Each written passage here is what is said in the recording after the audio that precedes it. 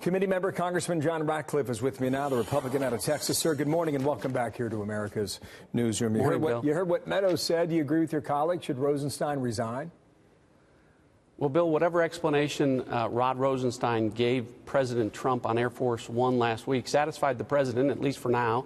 I think Rod Rosenstein should have that same opportunity with members of Congress, and he'll get that next week. I won't be in the room for that. As a former federal prosecutor, I'd like to question Rod Rosenstein about this. But another former federal prosecutor, Trey Gowdy, will be in the room. So I have every confidence that any question that I would have asked, Trey Gowdy will ask that question as well or better than I could have. What determines who's in the room?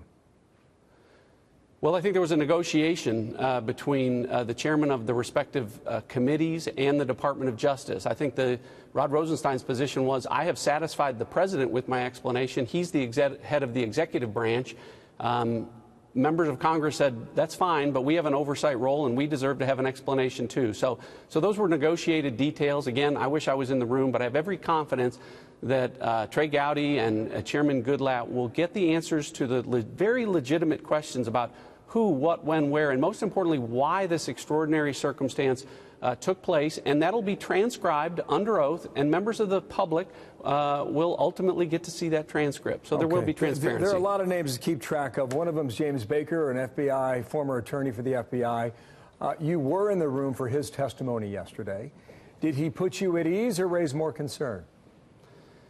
He didn't put me at ease. I can't tell you specifically what he said, but what I can tell you is I walked out of that room, Bill, more convinced and more concerned that the FBI and the Department of Justice had not met its obligations in disclosing material facts to the Foreign Intelligence Surveillance Court, more convinced and more concerned that the FBI had leaked classified information to the media, had violated its own rules with respect to dealing with terminated sources like Christopher Steele. And I guess most importantly, Bill, I'm more convinced and more concerned that a bunch of Trump-hating agents and lawyers at the FBI were telling President Trump he was not under investigation at a time where they were discussing investigating President Trump. Wow, that seems to be a bit of a headline. More convinced than ever? More convinced. So it was James Baker yesterday. It's Nellie Ohr today. It's Rod Rosenstein next week.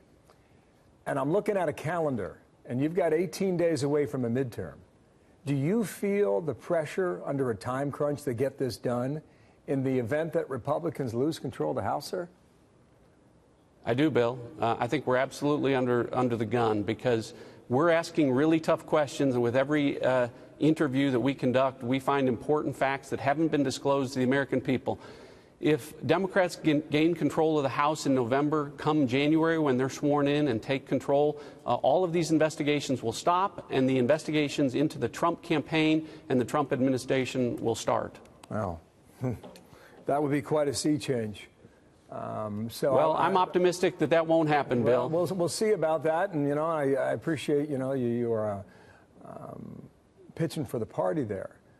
But when you think about this, if you lose the House, everything you've looked in for 2 years may come to a sudden stop.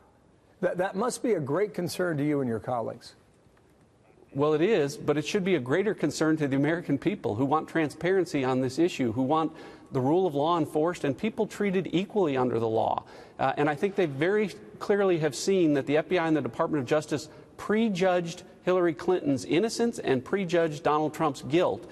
And if they want accountability at the end of the day, they'll vote Republican. Nellie Ohr today, we'll see what comes of that, sir. Behind closed doors yet again. John Ratcliffe, thank you for your time, sir.